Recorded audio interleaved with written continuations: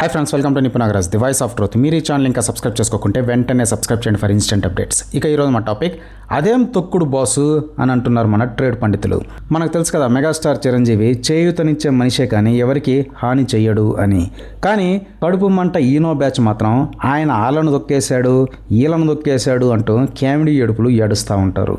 కానీ నిజానికి ఆయన తొక్కింది ఒక వర్గపు అహంకారాన్ని, ఒక వర్గపు ఆధిపత్యాన్ని అనేది వాస్తవ నిజం. చిరంజీవి ఎందుకు ఎవరికైనా ఇన్స్పిరేషన్ అంటే మనకు తెలిసిందే. ఒకప్పుడు టాలీవుడ్ని నందమూరి, అక్కినేని, ఘట్టమనేని, దగ్గుపాటి వంశాలు మాత్రమే శాసిస్తుండేవి.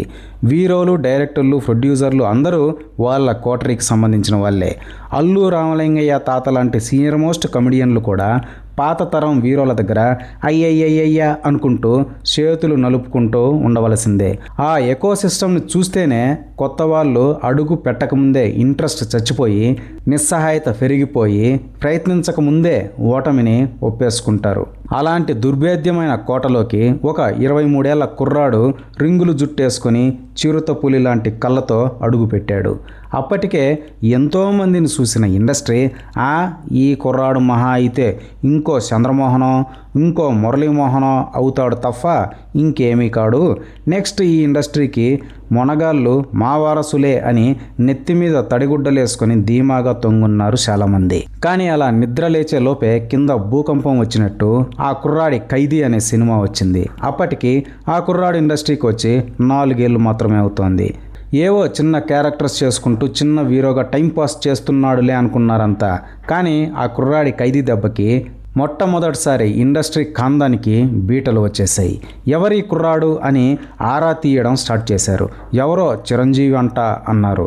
ఆ తర్వాత ఉత్త చిరంజీవి కాదంట, డైనమిక్ హీరో చిరంజీవి అంట అన్నారు. ఆ తర్వాత అది కూడా కాదంట, సుప్రీం హీరో చిరంజీవి అంట అన్నారు. ఆ తర్వాత అది కూడా కాదంట, మెగాస్టార్ చిరంజీవి అంట అన్నారు. అలా వాళ్ళు తేరుకునే లోపే అంతా మాదే అనుకున్న ఇండస్ట్రీ మొత్తానికి చిరంజీవి ఒక్కడే అయ్యాడు. సింపుల్గా ఇది అందరూ చెప్పుకునే చిరు తొక్కుడు. అది మామూలు తొక్కుడు కాదు, ఊర మాసు నాటు తొక్కుడు అనే చెప్పాలి. సినీ లెగసీలు, రాజకీయ అండదండలు, పెద్ద పెద్ద స్టూడియోలు, కంటికి కనిపించని ఎకో సిస్టమ్ మాఫియాలు ఇలా ఏవి కూడా చిరంజీవిని ఆపలేకపోయాయి. కాదు చిరంజీవి ముందు నిలబడలేకపోయాయి. ఒక జనరేషన్ మొత్తం చిరంజీవి మయం.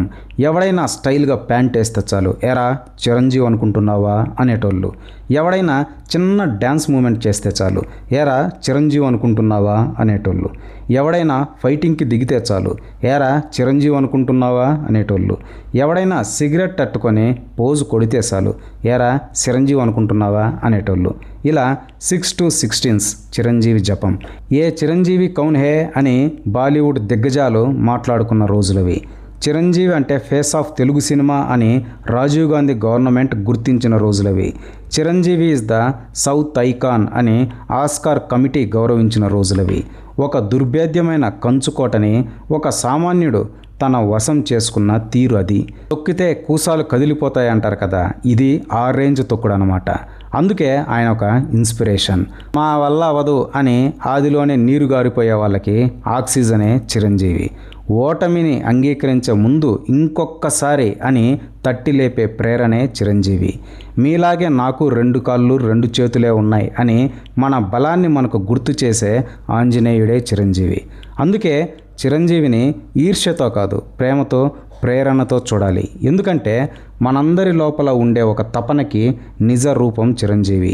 మనలో ఉన్న అహాన్ని, భయాన్ని ఎలా తొక్కి ఎదగాలో చేసి చూపించిన హీరో చిరంజీవి. ఆయన ఒక విజేత. ఈరోజు ఆ కుర్రాడి పుట్టినరోజు అంట. ఏంటి ఇంకా కుర్రాడేనా అంటారా? మరి ఈ ఏజ్లో కూడా బాక్సులు ఎగరేసి తంతు రికార్డ్స్ని చించేస్తూ ఉంటే ఏమంటారు మరి?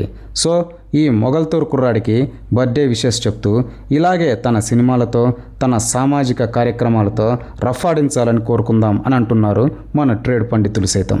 ఇదే ఫ్రెండ్స్ ఈరోజు టాపిక్. ఇలాంటి లేటెస్ట్ అండ్ ఇంట్రెస్టింగ్ టాపిక్స్ కోసం please subscribe to Nipun Nagaraj, the voice of truth, and please like, share and comment this video with your valuable opinions. See you again.